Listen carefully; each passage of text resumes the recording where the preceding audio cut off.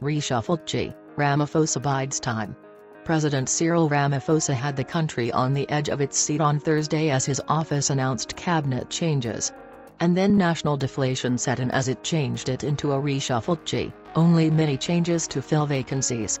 Cyril Ramaphosa's aides have always said that the president will not appoint his dream team until after next year's election, which he hopes to win with a banging majority to give him the political space to make the changes to the government he wants and to appoint a cabinet that reflects his governing imperatives. Director General in the presidency Cassius Lubizi is spearheading a reorganization of government which is likely to bring down the size of the 36-member cabinet.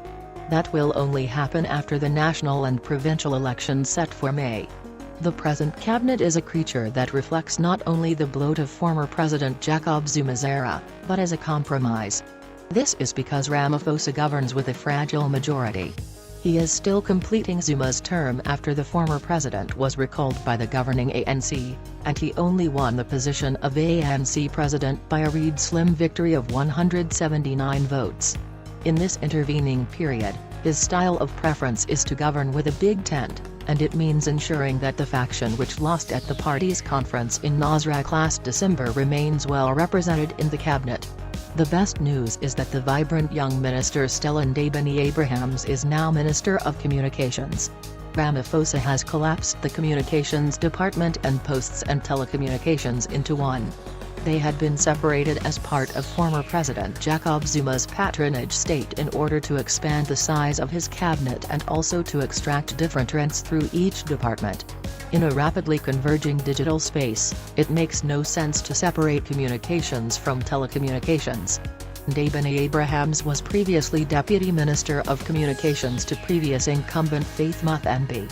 Muthenbi was the worst of a series of communications ministers who could not cope with overseeing regulation of the SAB, the private sector, largely multi-choice, and with ensuring a seamless migration from analog to digital. Ndabeni-Abrahams clashed publicly with Muthenbi, whom she accused of treating her like a paw, and was moved to become deputy to former Posts and Telecommunications Minister Siyabonga Cwele. He, in turn, is now Minister of Home Affairs.